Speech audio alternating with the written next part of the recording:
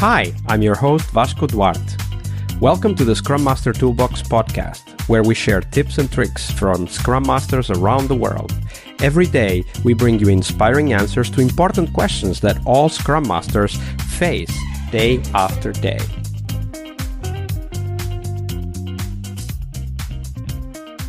Hello, everybody. Welcome to our TGIF and Product Owner episode this week with Sara Caldwell. Hey, Sara, welcome back.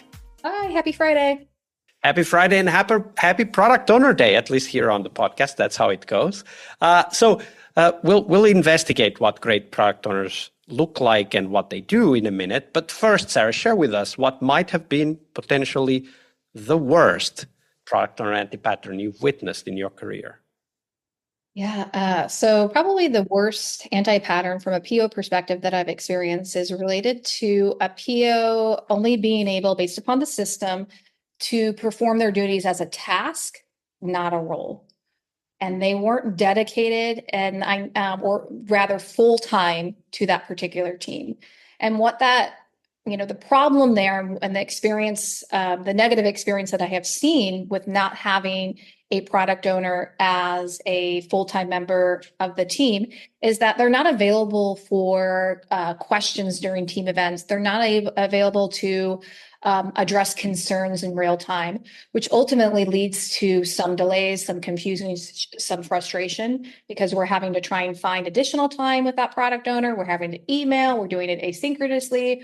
And that does remind me a lot of this this requirements document where shared documentation is not shared understanding. So just because somebody wrote it in an email doesn't necessarily, or a ticketing system doesn't necessarily create the understanding within the person that's reading them. And so when product owners are just performing the task, not the role, I often find that they're just kind of like handing the work over and just get it done. And it's not because they're bad. It's just that they likely have 1 to 2 other day jobs that they're doing. And, I can talk about how I work to solve this problem. Go ahead.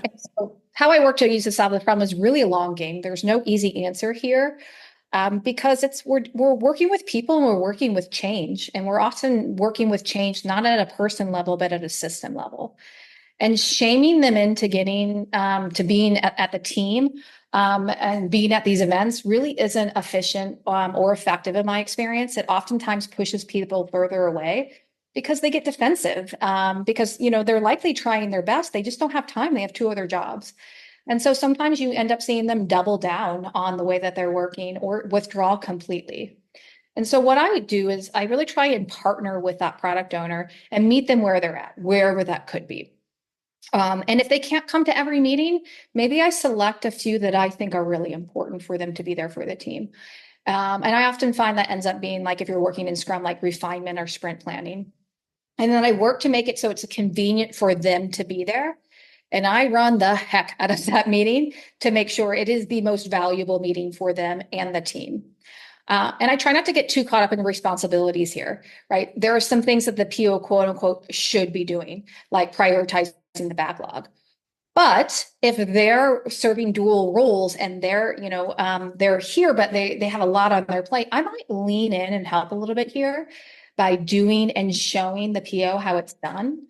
And this can help in 2 ways. One, it demonstrates, the way that this could work.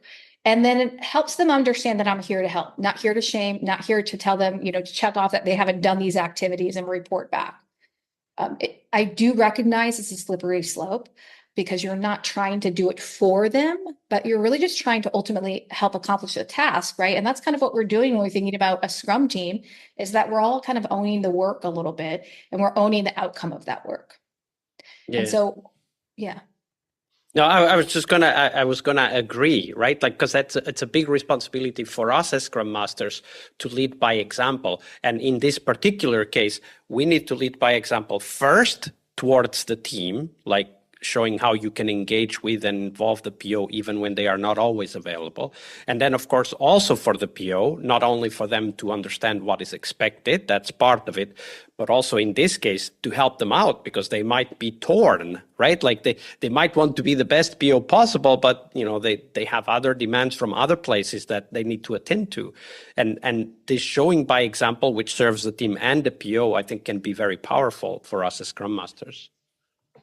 Exactly. And again, it's a dance. I find in these roles, it's a lot about dancing with the system, dancing with the team, dancing with the change. And, you don't just want to stop there, right? Like you just don't want to stop at just modeling. What I also like to do in combination with that is focus on collecting metrics. So I like to have a myriad of metrics like, relate to flow, quality, and value. But particularly in this example, I like to focus on like flow through the system, churn, velocity, volatility, quality, any sort of kind of like rework that can show the impact of the PO being and not being with the team. And I think a combination of doing and then kind of showing the pain or showing the impact of their time spent with the team can really help them understand like what a new normal can look like and just kind of showing them, like revealing the system to itself is what we often talk about, and not criticizing or shaming them. And then I have found that ultimately, and it doesn't happen right away, right? This can be a 6-month process. The PO starts having conversations with their leadership about needing to be on the team full time. Or we sometimes even pivot that conversation to hiring externally to be able to get somebody to come in. Absolutely. And help on the team. And all those options are possible. I really like how you talk about dancing with the system, revealing the system, obviously systems thinking language coming out there. I also wanted to mention something which is like a concrete tool that you can use in order to talk to the PO, the product owner sprint checklist, which the idea of that is just to create a facilitated conversation about what is there or how can they be involved at the moment, right? And then discuss, okay, but this is where we want to go. So what's the next step? And then how do we get there, right? So it's not just meeting them where they are. That's a big part of it, perhaps the most important, but also to talk about, but over time, we want to go in that direction. How do we get there? Yeah, I couldn't agree more. I think we're not stagnant here. We're continuously growing. And the more training and articles and artifacts and knowledge that you can help the PO understand, the more they're going to be met to where you are and where you're trying to help the team go. Absolutely. And they will grow, of course, as product owners as well.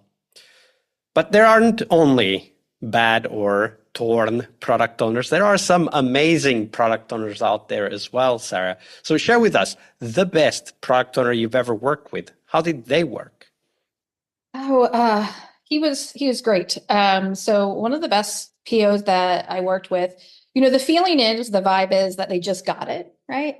But we all know that we're not always born with different skills. And so in getting to know him, he was a very curious, continuous learner. He read the books, he asked people's opinions, he went to meetups. He did all the things that we would like to all do when we're learning a new role or understanding more about our role or leading and best practices within our role. And he was also just very strategic, had a very entrepreneurial mindset, and also knew a little bit about the technical aspects of the product. Like probably what we would say just enough to be dangerous, but he could understand directionally what his team was talking about when they were expressing concerns or saying, hey, I think this is going to be taking a little bit longer than we anticipated, or this is going to be actually really complex when maybe the product owner had been previously told that it's simple. And another really cool thing that this product owner did that I just, will always remember and admire is he appreciated the importance of teaming dynamics and worked to really lower that dynamic. I think sometimes, depending upon what level in an organization and what kind of organization, POs can have this unintentional political kind of power based upon their title or who they report to, or whatever the case might be. But what this product owner did is that he played D&D, Dungeons and Dragons, with his team. Now, he wasn't, super keen on playing D&D or taking it up as a hobby, but he understood that this is how the team connected, and he wanted to be there with them because he realized how paramount it is to have that connection with the team. Yeah, creating connection between human beings is also a very important aspect of the work that we do. And when a product owner is around that understands that, that is amazing. Sara, that's been quite a lot of stories that you've shared with us this week. Thank you for all of that. But as we're getting close to the end, where can people find out more about you and the work that you're doing?